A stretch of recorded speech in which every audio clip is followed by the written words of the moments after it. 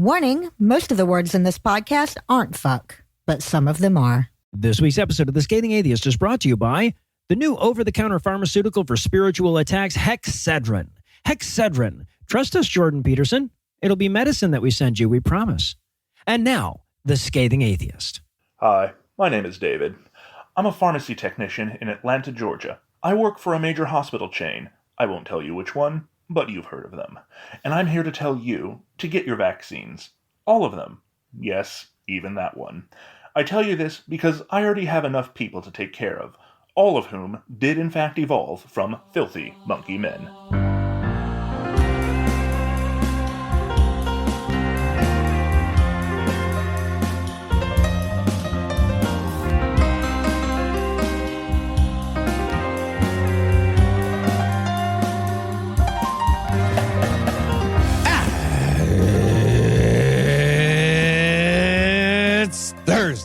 It's October 23rd. And it's National Slap Your Irritating Coworker to Ow, Ow, Ow. Favorite day of the year. I'm Noah Lugeons. I'm Eli Bosnick. I'm Heath Enright. And from Dave Thomas's New Jersey, Ann Arbor, Michigan, and Waycross, Georgia, this is The Scathing Atheist. On this week's episode, the most hurtful part was that I slapped me also. We learned that Ohio is round on the ends and fucking stupid in the middle. And Ross Douthat will go searching for a miracle example and pass right over his career as an intellectual. By which I meant Columbus. But first, the diatribe.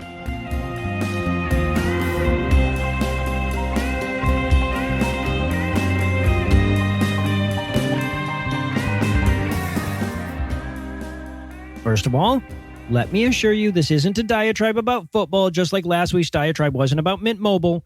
But I do have to talk about football for a second to get there. So with that warning to all the sports ball-averse in mind, there's a kid that plays for my favorite football team, a rookie phenom by the name of Travis Hunter. And ever since he got drafted by the Jacksonville Jaguars, he's been going out of his way to very publicly be a good guy, right? Like he recognizes that he's going to be a role model for a lot of kids, and he takes responsibility for that seriously, which is good, except that he's mostly doing it wrong. Like, you know, like publicly donating $250,000 to a charity, that's good. But when the charity is Charlie Kirk's family, not so much.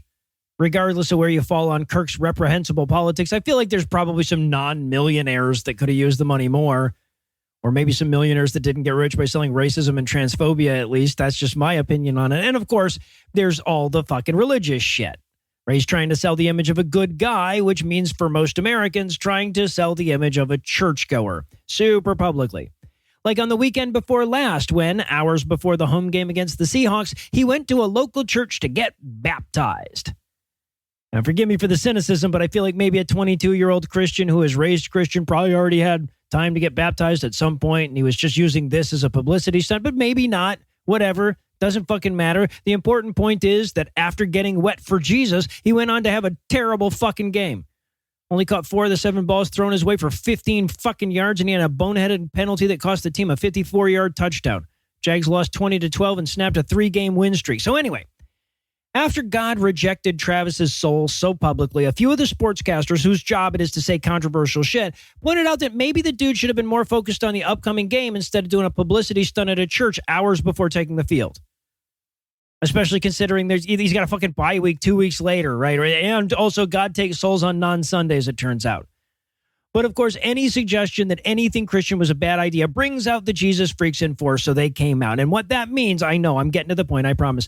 What that means is that any atheist whose social media algorithm has been trained to show him all things Jacksonville Jaguars was bombarded by angry Christians defending Hunter's timing and insisting that some things are more important than sports ball, damn it. And I didn't respond to most of them.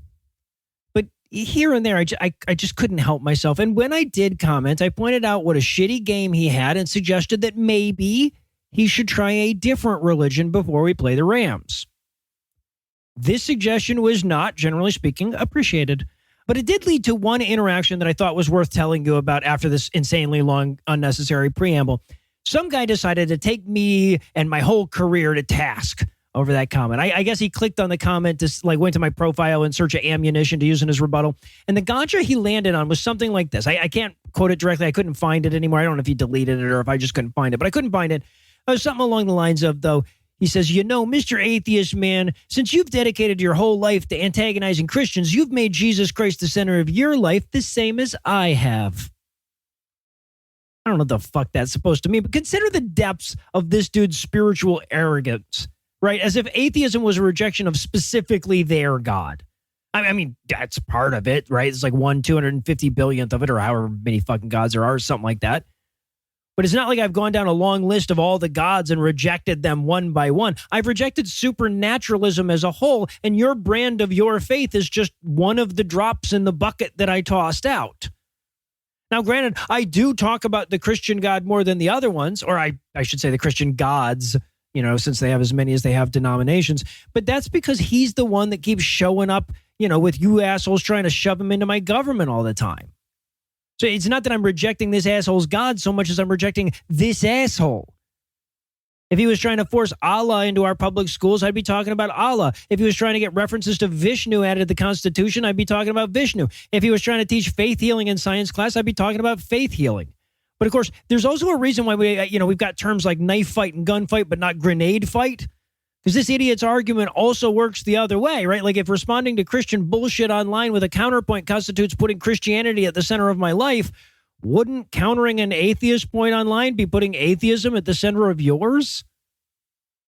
And look, I'm sorry to spend this much time dwelling on a brief internet fight, but this assumption that atheism is a specific rejection of Christianity rather than a commitment to a rational worldview sits at the root of so many of the biases we face. But Christians almost have to keep perpetuating it because the alternative is to admit that they've been in the same bucket as Muslims, Hindus, and faith healers the whole fucking time. They're talking about your Jesus. We interrupt this broadcast and bring you a special news bulletin. Joining me for headlines tonight, quick before we duck out to England for the final QED, are my fellow jet setters Heath Enright and Eli Bosnick. Fellas, are you ready to set jets or whatever the hell that means? Whatever gets me to the Pug Cafe in Manchester. Yeah, exactly. I'm not sure what QED you were talking about, Noah. I'm going to a Cup of Pug convention. Oh, that's right. Yeah, you guys have never been to that place, but I have. In our lead story tonight, an estimated 7 million Americans, or about 1 out of every 50, turned out to protest Donald Trump's catastrophic mishandling of the country last Saturday. Organized under the headings of No King's Day, these may have been the largest protest in the history of Earth. And they were all organized around one simple message. Inflatable frog suits have now done more to protect America from tyrants than the Second Amendment. But of course, Republicans can hardly admit that, so their strategy was to rebrand the protest as I Hate America rallies, and as evidence of that fact, they pointed out the involvement of atheists. Seriously, the goddamn majority whip of the goddamn U.S. Senate backed up his claims of anti-Americanism by pointing out that one of the organizing group's supporters was American atheists. Right, which I'll remind you, in any culture that didn't automatically villainize atheists would be as absurdly bigoted as saying, these rallies got fucking Jews in them. Yes, right. Also absurdly bigoted in this culture, for sure. And we didn't get any of the cool Jewish stuff. We're just like, nope, we didn't. Atheists, nothing. We got nothing. Yep. Also, those frog suits were so good. The videos of the frog suits are insane. The vantage point of ice, and they're like, they're in frogs. I don't know what we do. Shoot people in frog suits. What do we do? So here's the quote. Wyoming's own John Barrasso, flush with free time now that he doesn't have to worry about operating the fucking government, was condemning Chuck Schumer for encouraging people to attend the No Kings rallies. And he throws in the I Hate America rally rebrand like he's the underside of a pillow in Brave New World. And then he adds, quote, all these rallies are going to be held by far-left activists, and all will be calling on the Democrats to keep the government closed. And the Democrats in this body are beholden to every single one of these far-left activist groups. Groups like #ResistTrump and American Atheists, end quote. And at the head of the far left, famous far leftist Chuck Schumer. Yes. By the way, John Barrasso is the biggest DEI hire in the entire U.S. government. Yes. We let Wyoming have 2 entire senators. It's insane. Definitely not on Democratic merit. That's not why Wyoming gets 2 senators. He is one of them. Yes. And he's bigger than the other one. Exactly. And I'm sure it'll come as great relief to Nick Fish to learn that the Democratic Party is beholden to him. I got a lot of requests next time we see you, bro. Oh, me too. Unblock me on Facebook. That's never going to happen. I also think it's damn telling how far right you have to be standing before American atheists look far left to you. But, of course, the real story here is that Barrasso and his cronies went pouring through the list of affiliates of No Kings to find the scariest sounding ones, and what they landed on was the word atheist. Right? Because the FFRF, Americans United for Separation of Church and State, and American Humanist Association, they have also partnered with No Kings to the precise degree that American Atheist has, but Barrasso didn't bother to scaremonger about any of them. Yeah, I bet they felt a little left out, huh? Like, I was upset our podcast didn't get a shout out. Yeah, we'll persecute a Christian, whatever you need. I don't know. Yeah, asshole.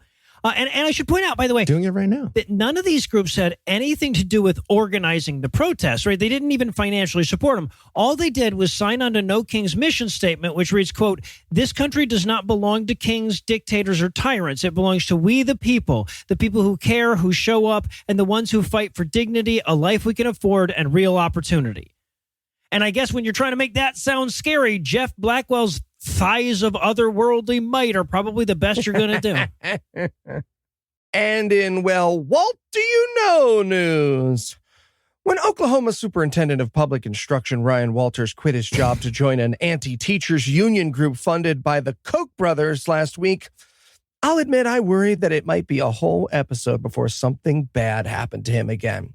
How would I handle a lack of what I've lovingly come to know as Walter Watch? Would I go through actual physical withdrawal symptoms? Well, it turns out there was no need to worry, as Oklahoma Attorney General Gertner Drummond is calling for an investigative audit of the Oklahoma State Department of Education based entirely on the way Walters mishandled state spending. Okay, well, it's Gentner Drummond. Get it right. First of all. Also, just to be clear, Ryan Walters, who people are saying got caught having a threesome in his office with a sentient pile of flour and a Jackie Chan fuck robot. I've heard that. I did hear people say that. I've seen it written. It's been written too. That's true. A lot of buzz about it. He's quitting his job with the public school system to continue his job with the anti-public education group funded by the Koch brothers and the Walton family that was paying him triple the salary that Oklahoma was paying him to help publicly educate kids. So, to be clear, the evil sabotage job was already on the CV, and now it continues. And it's also worth noting that Drummond, isn't going after basically all the shit we've talked about on this show, right? Like, many of those things constitute crimes, but Gentner's going after other shit so far, other crimes. Yeah. Yes, exactly. So first off, big thanks to Jenmu for sending us this story to scathingnews@gmail.com. Jenmu, sending us atheist news to scathingnews@gmail.com implies the existence of our podcast within the Rise of the Shield Maiden anime universe. And I just want to say that if you are in that universe, you should not be listening to our show if you can turn into a snake, okay? We are way off base on this podcast about your lived experience, Jenmu. scathingnews@gmail.com. Don't listen to him, Jenmu, or don't conduct vibrations with your bones at him or whatever it is that snakes do. Don't do that to him. Keep listening. In a letter to Oklahoma State Auditor and Inspector Cindy Bird on Wednesday, Drummond said, quote, "You are well aware that the former superintendent has a documented history of mismanaging tax dollars, as it was your office that exposed Mr. Walters from granting blanket approval for families to purchase non-educational items. Like fucking Xboxes and shit. It was so bad. Yes. Given the former superintendent's well-established history of mishandling tax dollars, combined with the new and ongoing allegations of misspending, I am now ordering an investigative audit of the Oklahoma State Department of Education." End quote. Also, he might have hired a team of cyber ninjas to find the criminals who hacked into his TV and programmed a Jackie Chan movie to be playing exactly when it was also playing for everyone else in the world watching that same channel at the same time. Just as long as we're checking on money stuff, that one might have been a stupid one as well in terms of Yeah. spending public money.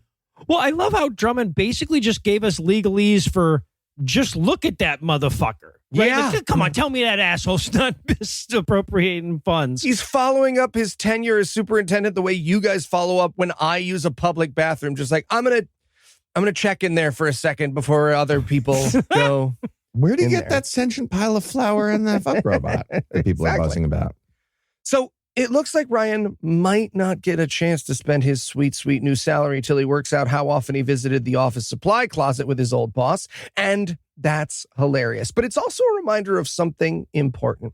It's easy when we watch Trump get away with absolutely everything to become very fatalistic and nihilistic about laws not mattering. And look, I get it. But what you got to remember is that Ryan Walters was not the president. Justice is slow and careful because it's supposed to be, but that doesn't mean it never happens. And I think that is a glorious truth that Ryan Walters is about to find out. Sure hope so. Next up in headlines, in What Did We Say About Consenting Adults news, we've got the story of what I'm guessing is the third least immoral thing that a Peruvian bishop ever did. Number one was putting shoes on. Number two was brushing his teeth. And the third was getting caught having 17 secret lovers despite his vow of celibacy. Now, don't get me wrong. It's definitely immoral to lie to your secret lovers about how many other secret lovers you have, which he very clearly did. But when you compare it to the shit that Catholic priests do for a living and the stuff that they're usually doing with their dicks when they're not doing their job that makes the news, this is downright ethical. Yeah. Yeah. HR guy's about to flip it back to zero on the most terrifying days since poster of all time that they have. And he's like, wait, adults? All right, fuck yeah, father. Nice. Grown-ups. Get out there, you scam. Come on. Noogie. So, Come here. Come here. First of all, thanks to John for sending this story to scathingnews@gmail.com. Always happy when I see a subject line that includes 17 secret lovers. Makes my job that much easier. For your effort, you get the pleasure of hearing me say your maximally generic name on the air. Also, quick clarification. If you are one of my 17 secret lovers, please stop writing into the show. You deserve your shame for being my lover. So anyway, this is the story of Ciro Quispe Lopez, a 51-year-old ostensibly celibate bishop who wasn't always talking about a cracker when he was feeding body to his parishioners. And this story is so goddamn delicious that I kind of want to let it explode all over the place like it did for me just by directly quoting a Peruvian journalist as quoted in the Times of London. This is Paulo Ugaz summing things up to the Times. Quote, a nun who is one of Quispe's lovers was jealous of a lawyer the bishop was also seeing and sent information about his affair to a third lover who got into a fight with the lawyer. End quote. Yeah. Okay, can we fly down there right now and make Hunting Sisters of Christ or whatever? That sounds amazing. No, of course, the soap opera nature of this thing could easily obscure what is actually a pretty fucked up abuse of power. Apparently, a number of these women wanted to come forward before, but they were afraid that Lopez would retaliate. So the Vatican opened up an investigation after this hit the local news, during which they interviewed at least 3 of the women he was sleeping with and his cleaner, who probably knew something was up already. But her testimony got all the more important after Lopez's dumbass accidentally sent her a bunch of sexy videos and shit that he meant to send to one of his lovers. Hey, if you're a 51-year-old bishop and you're sending out dick pics, you are trying to lose your job, my man. Yep. Okay, maybe it was just hey, cleaning lady, you see all this right here? Clean those areas and then and then delete this, please. I don't want to point with my finger because I hear that is a microaggression. Now, for his part, Lopez denies the allegation, which I should remind you includes video and audio recordings, and says that they're a defamation campaign by, quote, dark hands, end quote. But dark hands or no, Lopez has since resigned, though to be fair, that also could have been because of the embezzlement allegations that he's been investigated about before. One way or the other, my guess is that the Vatican is doing its best to maximize the visibility of this story in hopes of starting a under Pope Leo, our inappropriate sexual relationships are with adults kind of vibe. Just AI deepfakes getting, quote, leaked of priests having, look at all the consensual sex with extra old people we did. Yes. Shit, dead body, too far. Oh, no. That one's on us. That one is on us. And by the way, there was no way to fit this into the flow of the story, but it would be goddamn comedy journalism malpractice to leave it out. The embezzlement thing included accusations that he removed chairs from church property to use in a chicken restaurant that he had a financial interest in. The name of that restaurant is Patas Arriba, which literally translates to legs in the air. So Okay. thought I'd throw that out at the end. Can I say the man had a brand? He had a brand and he stuck to it. A lot to learn from this story. Yep. Next up in headlines, in Candace Owens, Charlie Kirk's ghost, Dinesh D'Souza, and a farmer fucking a sheep on the side of the highway. News. What? Those are the elements, the actual elements of a story, and I said them out loud just now, and now I feel crazy, but I'm sure they're part of the story. Well, and I feel embarrassed for the sheep. Right? So, really seems like we're in the Matrix and the robots are putting sex pranks into the simulation to test us, like Does seem like more that, than yes. usual. And a big thanks to Sam for helping me feel that way and sending the link to scathingnews@gmail.com. Sam gets one of those very deliberate, slow nods of respect, and I'm doing it right now, like really slow, We all are, Sam. little squint. We all are. Yeah. No, I'm not sure if I'm nodding at Sam or the prankster bots who snuck into the simulation room while the headmaster was powering up, but I am doing the nod. We're doing the nod. We're doing the nod, and that's what matters, Sam. Indeed. So here's the truly insane yarn that got spun by our allegedly indifferent universe. It starts last week with conservative commentator Candace Owens telling the story of being visited by Charlie Kirk during a dream. It was a vivid dream, and Candace predicted a pregnancy one time using a vivid dream that she had back in the day. So this is very serious. Yeah, this is science. This is science right here. Charlie's ghost said to her that he was betrayed. Well, yeah, I mean, he was shot in the neck. So Yeah, that was a betrayal, call unless he that was specifically downright asking rude. somebody to help him out with something, which I know. It doesn't matter. So he did. I'd like to die while saying the most ironic sentence possible. Yeah. All right. Well, favor check. So he didn't elaborate during the vivid dream about the betrayal, but clearly he was talking about how his murder was actually orchestrated by the state of Israel. That's the theory from Candace anyway. And that tracks with a text exchange from 2 days before Charlie's death, in which he indicates that his organization, Turning Point USA, was thinking about shifting to an anti-Israel stance. So according to Candace Owens, Netanyahu had Mossad do a murder. Okay, so for those of you who are confused what the direction of this grift is, let me explain. I am. I've read all about it. I am still confused about the direction of the Yeah, grift. okay. So Candace didn't get the memo from her fellow right-wingers that they're pro-Israel for this 11-second period of time. And so she's taken a bunch of heat from the right for criticizing Israel. So her newest grift for like the last, say 3 months or so, has been pretending that Charlie was secretly on her side as well. And this is the Ouija board version of that tactic. Got it. He's Okay. just a bunch of female right-wing pundits driven out from the movement for having opinions, sitting in a bar with a bunch of faceless leopard wranglers going, I know. I know. Yeah. I know. And just for extra context about Candace Owens, she's currently being sued for defamation by French President Emmanuel Macron and his wife, Brigitte Macron. Candace made an 8-part podcast series claiming that Brigitte is secretly a trans woman who's a close blood relation of Emmanuel, and they have an incest relationship, and also claiming that Emmanuel became president in France thanks to a mind control program operated by the CIA, much like MKUltra. Cui bono, not clear on this, but that's what I hear. Who the fuck advised him to sue over this? Was it Barbara Streisand? She is still alive. Maybe he called her. I've listened to this thing, and I have to say, if you're wondering how stereotypical it is, yes, there's a "but look at her hands, though" episode. Wow.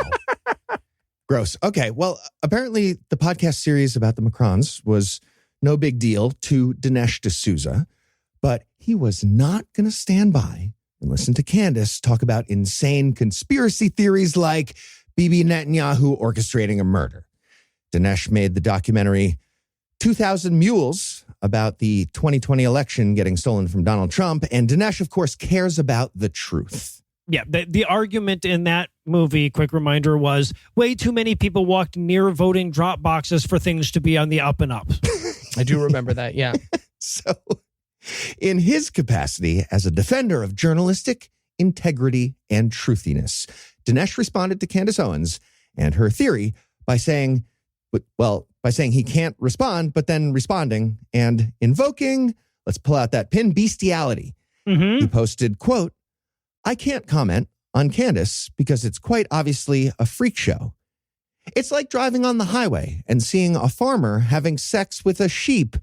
You don't want to look, but you can't look away either. But The problems begin when you try to analyze it. It is what it is." And exact quote. Hey, Dinesh, that is not the reaction I have when I see someone fucking a sheep. yeah, you. I feel like Dinesh is spending way too much time around sheep fuckers. But hey, Dinesh, our go-to analogy for that is a car accident, man. The rest of us have just been using car accident. How often are you seeing sheep fucking versus car accidents Right. that you're like, That you're using it for analogies. I need a bone You mow know that what the it's people like will when you relate see- to. Okay, so that's what Dinesh said. From there, we got the following exchange. Candace, who openly admits they wouldn't look away if they're watching a person having sex with a farm animal. Oh, don't love that we were all on the same page as Candace there. Fuck. Yeah. When she's right, she's right, nailed she's it. right. She nailed it. Dinesh, I am being humorous, or at least attempting to be. Candace, humor is typically landed upon with relatability. I don't know what's on your laptop, but most people cannot relate to feeling fascinated by farmers having sex with their sheep. Hope this helps. Dinesh, surprise is a key element of humor. I was going for the Adult Swim thing, you know, random. You almost can't help but read that as surprise is a key element of humor, right? You know what else is a key element of humor, Dinesh? Delineating your joke's key elements afterwards. Always a sign of a joke well laid. Yeah. He actually said, but he definitely said it that. It was like, surprise is a key element of humor. And then, but then like trailing off, basically being like, okay, but note taken. I'll wash my mouth out with soap. Yeah, or something like that. I fed our tweets into ChatGPT and they said that this is a good response to you. Yeah, right. Yeah. Okay. So moral of the story, I'm going to give it a shot. Okay. First of all, we don't need a fancy conspiracy theory to explain why someone might hate Charlie Kirk. Sure. Also, if you want to criticize Bibi Netanyahu for doing murders, you don't need to make up any news stories. Right. Yes. And most importantly, yes, Dinesh and Candace, humor is all about surprise and empathy, like bestiality, and then explaining how that wasn't funny. Surprise, empathy. You both nailed it if you put yourselves together. Got it. Yeah. Exactly. This is a pretty fucking funny story. So yeah, okay. And finally tonight in Born Narcan News. No, that's close. What? That's close. I Thank get it. you. Thank It's you. a born again, burn Narcan. In today's times of political tumult, it's nice to see that occasionally we can all band behind something good together.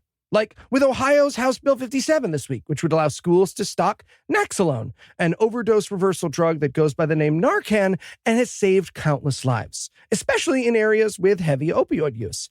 The bill passed 96-0 with not a single crazy person in sight. But then, like always, Christians had to try to sneak some theocracy into the mix and ruin it. So we're going to talk about it. Well, to be clear, it's the Ohio legislature, so there was a crazy person inside, right? Or it was late night and the lights were off. But they voted yes on the bill as well. That's true. That's fair. So after the bill passed, Republicans inserted a measure allowing public schools to give students even more time to attend Bible study during the school day. Now, to be clear, students in Ohio are already allowed to skip 2 periods a day. Oh, That's fuck insane. you. Yes, this completely unrelated measure would just allow them to skip an unlimited amount of knowing things sessions to spend their time not knowing things. But anti-knowing things, actually. Reverse Yeah, knowing, worse. yeah. Yeah. At the end of every sermon and like Bible study lecture, I'd be hearing everyone in this room is now dumber for having listened to that. Yes. Billy Madison. Yes, exactly. It's also worth pointing out that while this release time is supposed to be neutral for any kind of religious instruction, there are all kinds of hoops to jump through to be approved. Hoops that giant Christian organizations like LifeWise Academy are prepared to jump through that say your local mosque or Hindu temple definitely would not. Add to that you aren't allowed to release your kid from school for secular time 2 periods a day. Right. And this adds bigotry to the uselessness that this policy already was. Sure, but that would be like taking away 2 periods of education to give them 2 periods of education. So it's a weird ask on the secular side. Like secular learning, it's often just called learning. Yeah. Like we just say learning a lot of the time. Yeah, that's just straight up learning. It's damn telling, though, that Christians are going, okay, look, missing 33% of the classes wasn't enough to keep them dumbed down for our religion, right? We're going to need to ramp that up to like 100. And they did, yeah. Secular learning is the Narcan of the masses, for sure.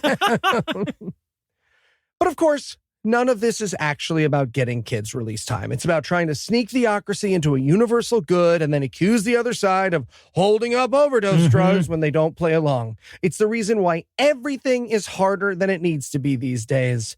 So when it comes to politics, it feels right on track. Yeah. And with that reminder of what a genuine hell dimension Republicans really have made of this place, we're going to wrap the headlines up. Heath, Eli, thanks as always. Tumultuous. And when we come back, we'll see if Ross Douthat was hiding the coherent argument in this chapter.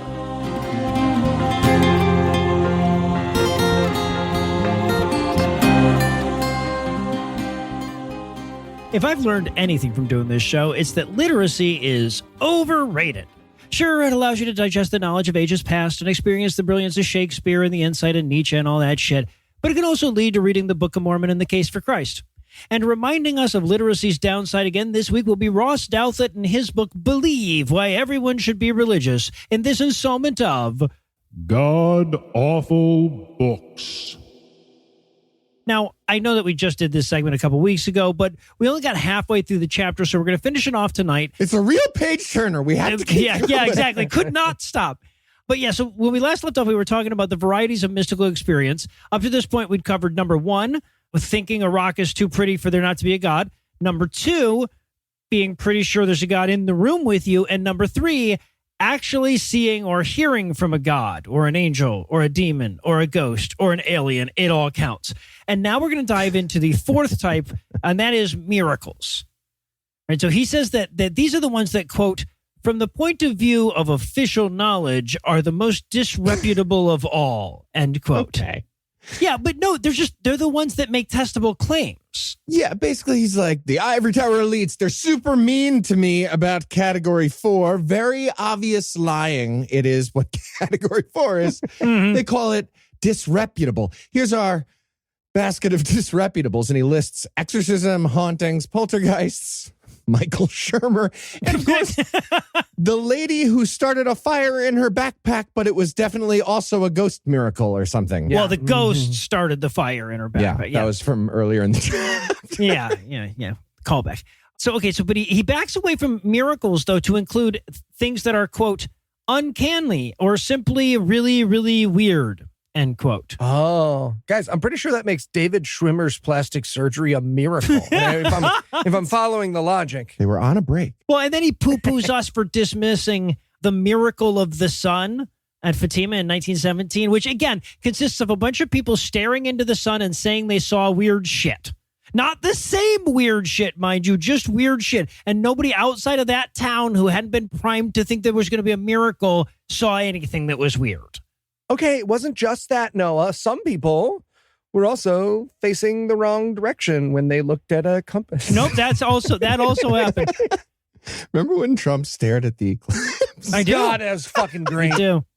And he's like, also, hey, what about all those very detailed accounts of saints flying in the 16th and 17th centuries? I'm like, wow, it's weird that they would stop doing that right as we were getting good at documentation, huh?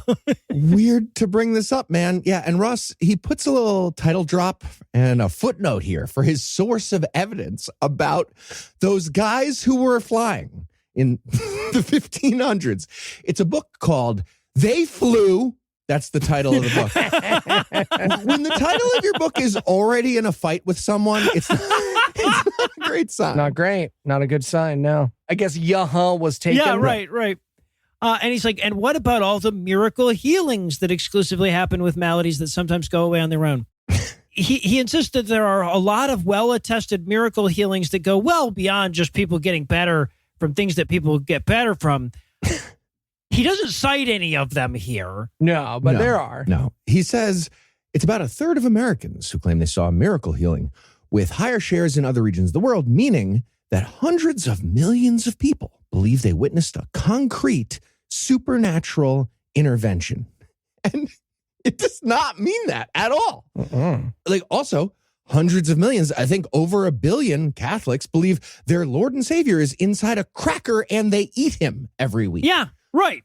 Also, Ross, you got that from a book called Miracles, the Credibility of the New Testament Accounts. So, again, not a great source. Yeah. Also, Ross, if you think those numbers are convincing, wait till you hear how many people tell their kids Santa Israel. It's a unified front, my man. It is. Yeah, no.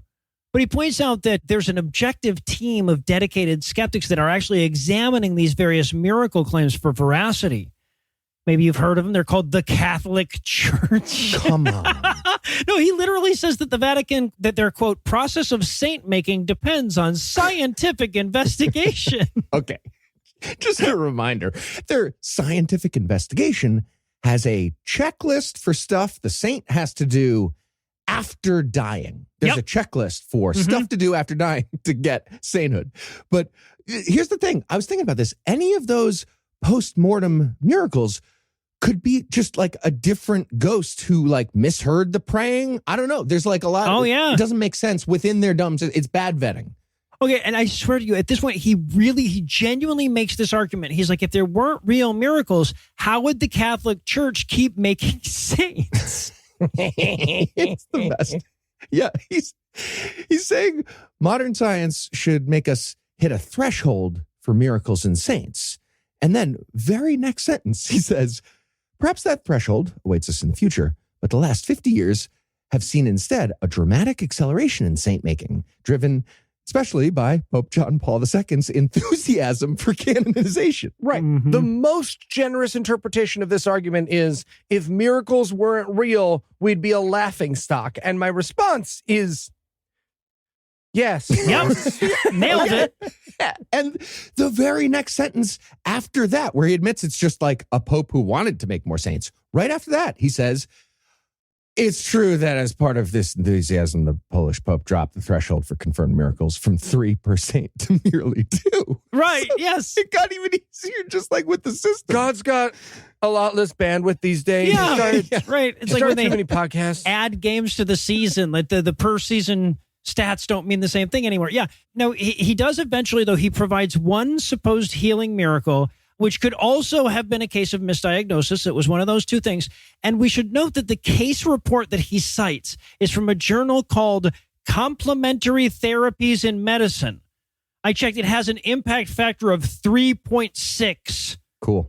For comparison, the Lancet's is 88.5. Gaining on him. Gaining. So Creeping up there. that story, it's about a guy who had a feeding tube. And a Pentecostal preacher did one of those laying of hands things. And the guy felt a burning feeling in his like tube area. And then his stomach eventually started working again and he didn't need the tube. Guy's pressing on. And Ross concludes, the experience is consistent with prior accounts from scholarly practitioners who have noted that about 50% of people who are healed feel something. Huh. So that's a miracle because it's consistent with a very serious statistical trend of somethingness with scholarly practitioners keeping track of it. Only gets 50% for something? Wow. Yeah. How would you disprove this argument? Someone has to say, no, when I was healed, I felt a medium-sized banana being pushed into my rectum. Now I'm throwing off everyone's numbers. Well, but no, he's literally arguing that there must be miracles or churches would have had to close up shop by now, as if he's unaware of the possibility that churches just lie. Yeah, right. And here's the close to this section. He says, there are more things in heaven and earth than can be measured and distilled by scientific materialism. a Shakespearean wisdom, Eli, that stands undefeated by 4 subsequent centuries of supposed disenchantment. But like, how would that stop being undefeated? That's me. Yeah, right. Like, yes. What would that mean? We discover the end of discovery as a in heaven discovery. and earth. We pull Yeah. out a thing from like a fossil that's like, that's it. Also, just because I've heard that quote used before, Hamlet and his friend have just seen a real ghost. Right, when yes. he says Critically, yeah. that. Unless Ross just saw a ghost, I need him to keep Shakespeare's name out his mouth. So- and now he's going to deal with our counter arguments to his, but where did the saints come from assertion in a subchapter called Romancing the Numinous. Or at least, sorry, he's going to promise to do that. He's not actually going to do it because the first and only objection that he's going to deal with is he's going to claim that we reject miracle claims because they're not repeatable and therefore don't lend themselves to laboratory testing. Yeah, no, that's my big objection to the concept of sainthood. Not enough double-blind studies are involved. Yeah, this is such a stupid misunderstanding of how science works, right? There are so goddamn many scientific questions that can't be studied in a lab but are still studied. The existence of miracle healing could be proved with nothing but population statistics. But his counterpoint, of course, is that sometimes God doesn't feel like healing the cancer baby despite being prayed to in the same way by the same person who claims to have miracle healed before. Right. And then he moves on like that argument was done because he presented one of ours and one of his, and he was like, I have one. But I have some follow-ups. For example, why can't God take a phone call about baby cancer while we're looking? Why can't he pee while we're looking? Yeah. And why was he killing that baby with cancer? That's my That's a great question. Yeah. The answer is, I'm ending the section. And he ends the section by saying, miracle healing is just not the kind of thing the scientific method is designed to measure or test, nor is it the kind of event to which it makes sense to assign definite probabilities. So, okay, one more follow-up. Is it cool if we assign probabilities to stuff? Ross, are you cool with that? Can we do any? Also, whenever anyone says something like that, if you replace the scientific method with just checking if something is fake, which you can and should, that sentence does not hold up. Yep. Yeah. Now, but his central analogy is, I swear to you, he's saying that like trying to get God to perform miracles is a lot like trying to get somebody to fuck you. This is the best. The same approach doesn't always work, even with the same person. Yeah, if you're an atheist and you're not finding miracles, it's because you're not getting out there and trying out that miracle dick. You gotta try a little, just the tip of the miracle dick. Oh, God. And according to his logic, by the way, science is incapable of testing anything that involves beings with agency, right? He says that at one point that, well, you know, once you add agency, I'm like, wow, the field of psychology is going to be devastated by this news. Yeah, and without them, who will the sociologists go to? Yeah, right. Also, atheists, we never have mystical experiences because we're not looking for them. Right? It's like, you know how earthquakes only happen if you're looking for them? Having sex with a lady is all about trying really hard and is just like a miracle. Ross Douthat. I'm like, it's only slightly different than his exact quote. Mm-hmm. Yeah, and an exact quote from Heath's Vows. So it's sort of a dove works two ways. Well, in his analogy on this, like you have to be looking for it to find it thing is still a romantic relationship, which is so fucking sad because like I've had a number of romantic relationships where I wasn't like seeking them out, but apparently Ross never has, and I don't think any of us are surprised. Try as hard as you want, but having sex with a lady is going to need some intervention from Aphrodite. Ross Douthat. Again, really close. That was even closer to the exact quote. Yeah. He really says, like, you're going to need Aphrodite. Good luck. Also, but his whole like romancing different people is different thing kind of falls apart since we're all supposed to be praying to that same one God, right? Like, and he's been the same God the whole time. Like you would think we would know his kinks by now. And then there's also a part towards the end of this chapter where he's like, now, admittedly, girlfriends and boyfriends can be proven to exist. So it's different than that. Not mine. She lives in Canada. But girlfriends are not meant to be proven by the scientific right. method. They weren't designed to be. Fuck you, Ezra. Now, so actual line, quote, if you want to meet a demon, practice Satanism. And then in parentheses, please don't. End quote. He clearly wrote that without the parentheses part. And he stared at it for a second. And he got a little scared and he panicked and he was like, please don't. Yes, I wrote, please don't. I wrote, please don't. Yeah. Also, he points out that the Bible says you shall not put the Lord your God to the test. So God gets test anxiety. That's all it is. Needs extra time. Yeah. Then he tries his hand at introspection with a subchapter called Is It All Inside Your Head? And at this point, he's backed entirely away from miracle claims, and he's now asking about testing the first 3 types of spiritual experiences, which all boil down to person made a claim that would happen entirely in their head anyway. Yeah. Luckily for Ross, his test is going to be, did a person make a claim? Yeah, so right. they all pass. They all make it. Yeah. But we, the skeptics, at this point are asking Ross why he doesn't explain those types of mystical experiences through psychology. And he admits that, yes, those types of mystical experiences can be recreated and studied entirely through neurophysiology. But counterpoint, I already said nuh-uh, so it doesn't count. Okay, this part was fun. He starts the section clearly just planning to bring up one argument from a skeptic. But then we get to watch him get swept up in all the excitement of saying logic stuff from the skeptical perspective. And he accidentally gives us almost 2 full pages of extremely reasonable explanations for all the mystical stories he's been talking about. And then he finally snaps out of it. And he's like, God damn, that felt good. Fuck. No, it's brain chemicals plus a demon. Plus a demon. Yes. Shit. Yeah. The New York Times makes Ezra Klein talk to me, and our chairs are the same height. So. Yeah, no, but he's arguing these, like, hey, maybe the ayahuasca and the shrooms aren't making you see hallucinations. They're just loosening your not seeing the spiritual stuff muscles that were all clenched up. And maybe mental illness is just loosening your not seeing the spiritual muscles too. He said the same thing. No dice, Ross. I'd be fucking pen pals with God if that was the case. Yeah, and Ross quotes one of his favorite experts here who said the most credible and dramatic examples of the paranormal occur only when people are under stress and experiencing strong emotion.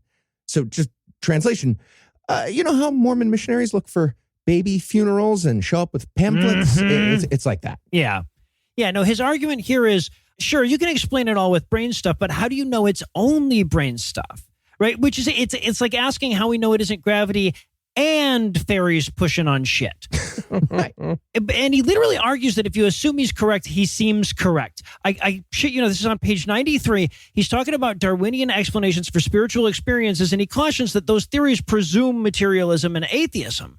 But of course, if you presume otherwise, then we probably have spiritual experiences because a God exists. Or so, like, he's like, if you presume a God exists, then you can conclude that a God exists. Yeah, basically he's saying if you assume a God created everything and then you think about a strict evolution-based explanation, well, that's a weird thing you'd be doing at that point. But you'd realize that a monkey must have mutated a God neuron. And then he started talking to a ghost using the God neuron, and then he started fucking other monkeys way more because of his talks with God. And that's how we got obnoxious Christian people. Yeah, you're right. Yeah, yes. That's where Ross Douthat comes from. He seems to think we have to explain why spiritual experiences aren't more like dreams if there's no God. I mean, they are boring, and I definitely don't want to hear about them unless we're fucking. So he's got me there. Yeah, right. There's that. No, but he's like, but spiritual experiences aren't like dreams because dreams fade away and you forget them, but spiritual experiences linger. And I'm like, well, right, because you tell people about them, right? If you keep talking about the same dream, you'll remember that for a long time too.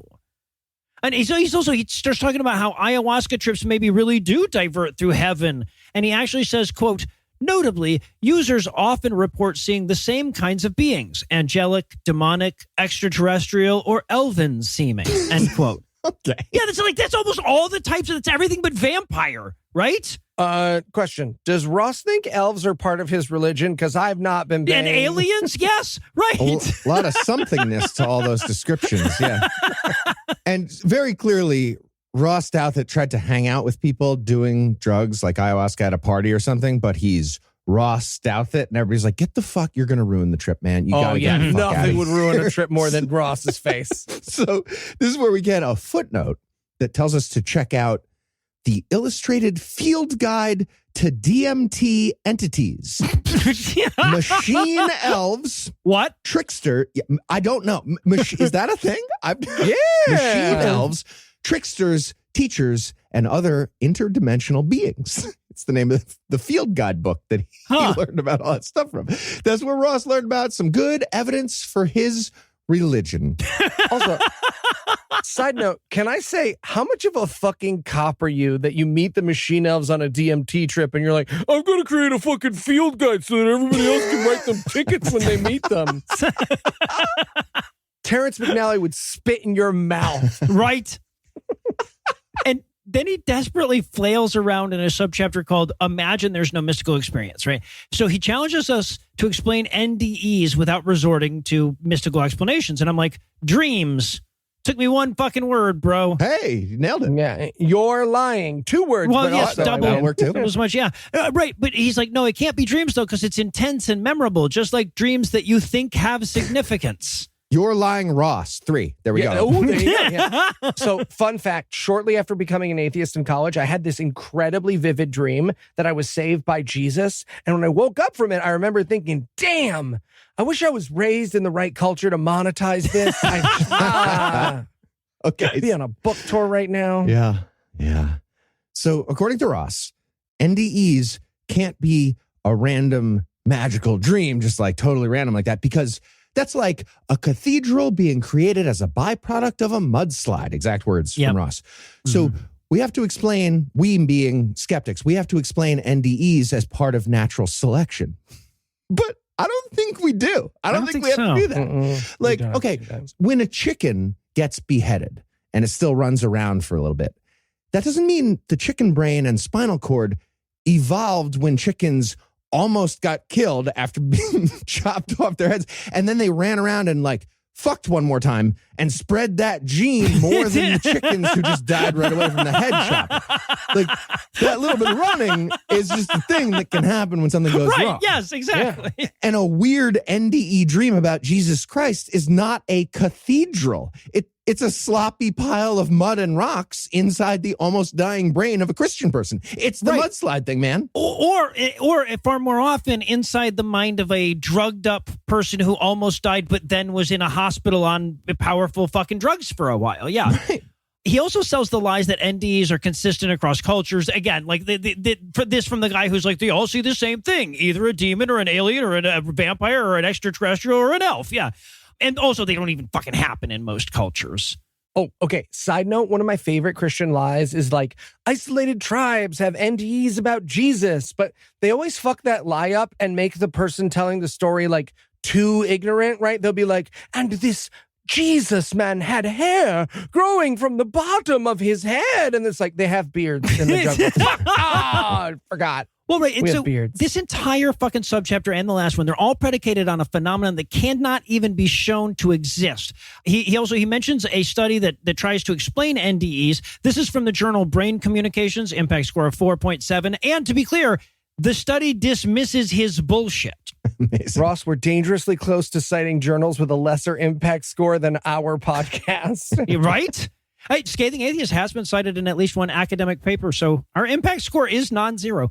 And we have a master's thesis too, yeah. Yeah. So now he's roping in shit people felt when they thought they were going to die under the heading of NDEs without being really clear to his reader that he's doing so to make it seem like NDEs are more frequent, right? Because like when most people hear NDE, they think of like people who almost die, go to heaven, have an experience where they talk to Jesus and come back. But now he's just talking about people who like had the life flash before their eyes thing when they thought they were going to fall off of a building or something, right? And then he asks us to imagine a world where NDEs don't exist and then desperately tries to convince us that that's not just opening our eyes. Yeah, and he argues that a materialist world should have NDEs that are just a random dreamlike jumble. But again, no, it shouldn't. You can't just like say stuff. The brain, the human brain is wired to have thoughts that happen in the shape of, other thoughts and information that you already had. Like, okay, so if like a pasta maker starts running out of power, it doesn't start spitting out random wheat plants. Like it's still going to be something shaped like pasta for a little bit. Right. Yeah, exactly. And then if you zap the pasta maker with a defibrillator and ask the pasta maker to describe what just happened, it might say Elven spaghetti or some stupid shit, but that's nothing. That doesn't mean anything. Okay, Elven spaghetti sounds delicious. It's a terrible example. I didn't follow your metaphor. But Jesus spaghetti. There you go. Nice. Much okay. better. Well, now that also sounds good. Okay. Fuck. I just like spaghetti. So you can't end with spaghetti and make it not sound good. Yeah. No spaghetti. So, and then we get a horrifically suggestive subchapter called Michael Shermer's Residue. Yeah, Ross, this was more of a problem for the skeptical community than the religious one. Yeah. I appreciate you taking this on, bud. But he's like, but even the best neurological explanations for spiritual experiences can't explain lies. And he insists here that we need to explain all the miracle claims, and our explanation has to go beyond, quote, the persistence of fakery and fraud and misremembering, end quote. Now, he doesn't give us a reason, right? It's like we have to go beyond that because he said so. No, you do, Ross. You have Yes. to explain your Right. shit. Your shit's crazy. Yes. Well, and then he begrudgingly admits that coincidence does exist. Oh, right. Yeah. He gives a nod to the law of large numbers. And he's like, yeah, okay. With enough nice ladies on bikes and enough bags full of hot light bulbs, you might get a fire in your book bag and a lady saying she felt hot in her body. That was the miracle I described earlier. It could be law of large numbers. So he mentions that and how it could also be large numbers and coincidence. And just like earlier, he gets all swept up in the logic talking and he gives us a few more examples. But then he remembers he has to talk his way out. He says, okay, but what if it's large numbers versus extra large miracle? Exactly. That Yes. was, seriously, that's all he had. Yes, that's all he's got. That was his whole thing. And also, like, hey, why do these people never think they need to explain away the failed prayers, the miracles that didn't happen despite the intercessory prayer, right? Okay. Name one person who died all the way and then didn't have an NDE. You can't. You never talked. Yeah. They all... God, he challenges us at one point to point to the subconscious in the brain. It's like, to be clear, the guy arguing for an invisible God and an invisible heaven, judging your invisible soul with invisible angels, suddenly needs to see it to believe it. Show me on the doll where you're secretly in love with Jesus, whose body exists invisibly inside crackers. Show me now. Also, it's weird that the part of your brain that loves Jesus also accidentally says Volvo when people ask what type of car your mom drives, right? That's Okay, that's just a bad example. Everybody's confused. Volvo spaghetti. So we go to Michael Shermer's radio story, the one that supposedly started working and playing love songs at the exact instance that he got married. No, it didn't. And Ross relays the convoluted, like, even this would be more plausible than explaining it as God explanation that Shermer gave, kind of as a joke. Yeah. Right? And he says, see how hard it is for them to give an explanation? But Shermer's point here was that even that ridiculous explanation didn't invent supernatural beings and was therefore a more likely explanation. Exactly. Yeah, we get the absurd joke explanation that has the broken radio getting turned on by a dead grandfather who's alive in like a different dimension of the multiverse using a tesseract and a wormhole. And Ross scoffing at the idea being so much more absurd than just believing in God, which it wouldn't be.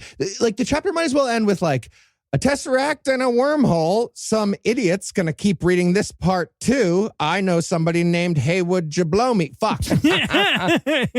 I'm getting kicked out of a DMT party again. Yeah, honestly, a tremendous amount of this book and Ross's career is just saying, actually, I'll have you know I don't get it. Right? Jesus. Well, damn it. Now that Eli successfully summarized the whole fucking book, I'm not sure what we're going to talk about on the next installment of God Awful Books. Ah, we might have to shut it down.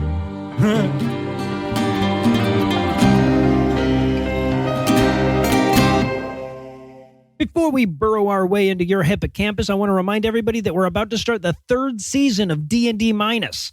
I don't plug it on every episode because I can never remember when it's coming out. But if you haven't checked it out, you definitely should. Eli Bosnick is one of the best DMs in the business, and there's already 2 full arcs available to listen to. Anyway, that's all the blasphemy we've got for you tonight. But we'll be back in 10,022 minutes with more. If you can't wait that long, be on the lookout for a brand new episode of our sister show's hot friend GodAwfulMovies, debuting at 7 Eastern on Tuesday, and an even newer episode of our half-sister show Citation Needed, debuting at noon Eastern on Wednesday. Obviously, I can't cue the music until I thank Heath Enright for being my buddy, Eli Bosnick for being my pal, Lucinda Lugeons for being my best friend, and David for providing this week's Farnsworth quote and public service announcement. I'm not friends with David, but I feel like we would be if we got to know each other, right? But most of all, of course, I want to thank this week's best people. even though I don't know their names just yet. We're recording this episode in advance because we're traveling this week, but I promise to get you properly thanked by name and effusively complimented next week. And if you'd like to hear your name alongside theirs, there's still time. If you'd like to help keep this show going until the Trump administration shuts us down for making fun of his comb-over, you can make a per-episode donation at patreon.com/ScathingAtheist, whereby you'll earn early access to an extended ad-free version of every episode. Or you can make a one-time donation by clicking on the donate button on the right side of the homepage at ScathingAtheist.com. And if you'd like to help, but your money has other plans, you can also help a ton by leaving a 5-star review, telling a friend about the show, and following us on social media. And speaking of social media, Tim Robertson handles that for us. Our audio engineer is Morgan Clark, who also wrote all the music that was used in this episode, which was used with permission. If you have questions, comments, or death threats, you'll find all the contact info on the contact page at ScathingAtheist.com.